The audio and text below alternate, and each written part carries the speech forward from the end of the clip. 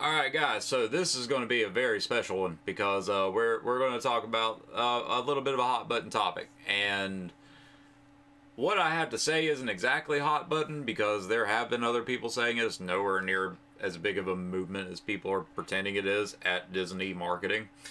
Um, but yeah, we're going to talk about Little Mermaid remake because I want to talk about it. Because I actually have problems with it, not because she's black, because I don't care about that. My problem is more linked to the philosophical and economic ramifications of this. So what we're going to do, we're going to check out a clip from Eric July. He is a libertarian musician. We're also going to check out a clip from Malcolm X talking about this exact same thing. So yeah, let's get into it. But what happens is these creatives who pretend like they know what they're doing somehow always find themselves justifying lazy swaps. And I just wish they would stop being chicken crap and would just flat out admit that they like black versions of white things. And it's funny because if you're a black person and you know this experience, from experience, if you have done this publicly, or like on social media, they'll call you all types of house N words, all sort of derogatory racial based names in the event that you speak against the tokenization, which is hilarious.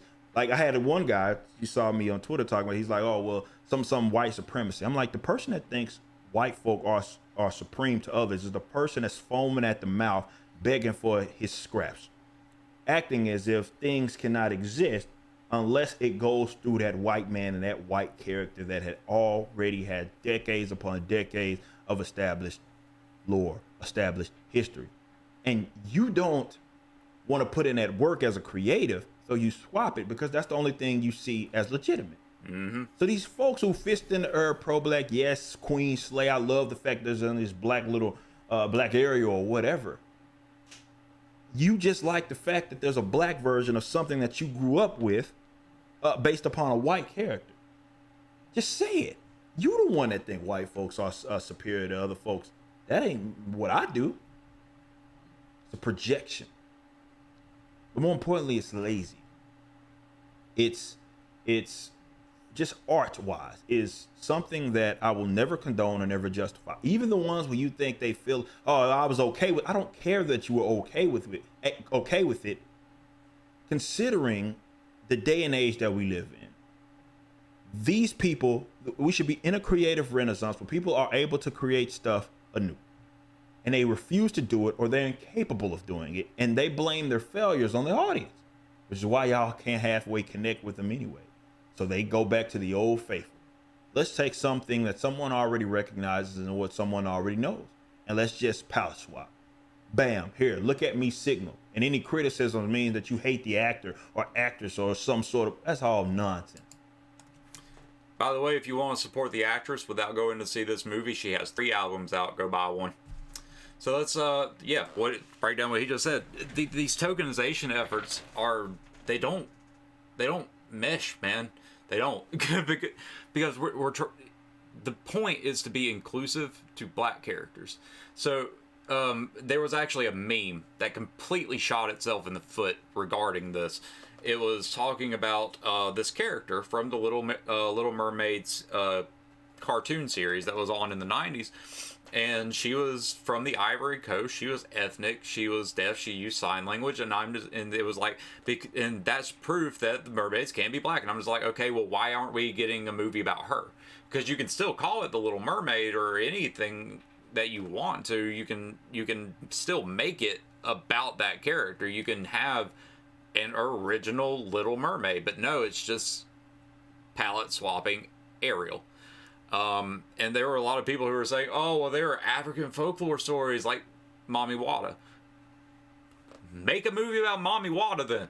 Stop bringing up points that are completely destroying your entire argument.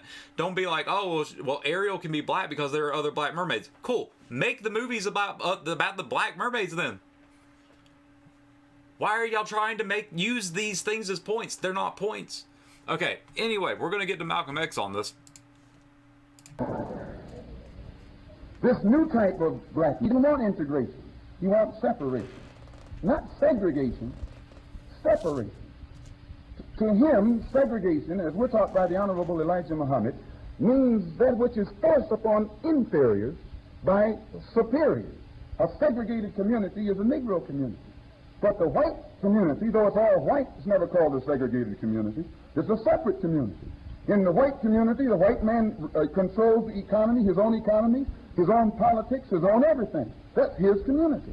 But at the same time, all the Negro lives in a separate community. It's a segregated community, which means it's regulated from the outside by outsiders. The white man has all of the businesses in the Negro community. He runs the politics of the Negro community. He controls all the civic organizations in the Negro community. This is a segregated community. We don't go for segregation. We go for separation. Separation is when you have your own. You control your own economy. You control your own politics.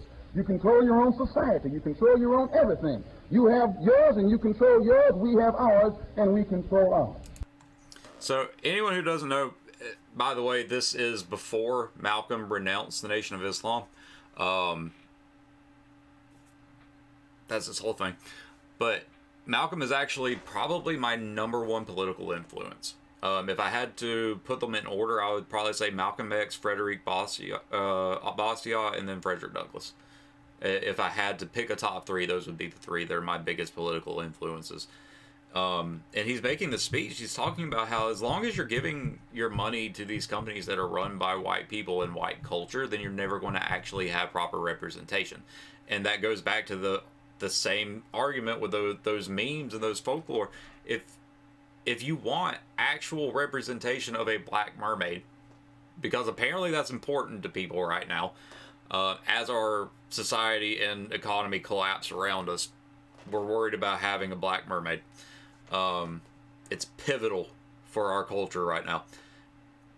But why aren't you making them about black characters? Why aren't you making them about the deaf girl from the cartoon series? Why isn't it about Mommy Wada? Why are we just using this white culture piece and palette swapping it? And we know why, because Disney doesn't give a crap about inclusion. They don't. Like sure, they're inclusive to the migrant workers that they exploit in their parks, sure. But they don't care about inclusion. The only thing they care about is getting you to go to the theater and buy their crappy products. That's all Disney cares about.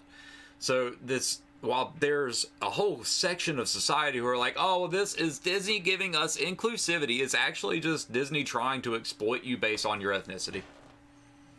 They're like, hey, here's a 30-year-old character. If we make it as is, we probably aren't going to get enough people to come actually watch the movie because white people don't care about it anymore. It's 30 years old. It was never as big as The Lion King or Aladdin.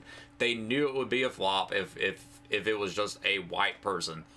And they were like, but we could just cast a black person. We can go out of our way and cast a black person. Make a whole social media political campaign, an entire marketing campaign based on people hating the fact that it is a black mermaid because they're all racist. And that will get enough people into the seats. That'll activate minority support for the movie enough to get us hundreds of millions of dollars. That's why Disney did it. It don't have anything to do with inclusivity. Disney does not give a crap about you. They don't. What they want is your money.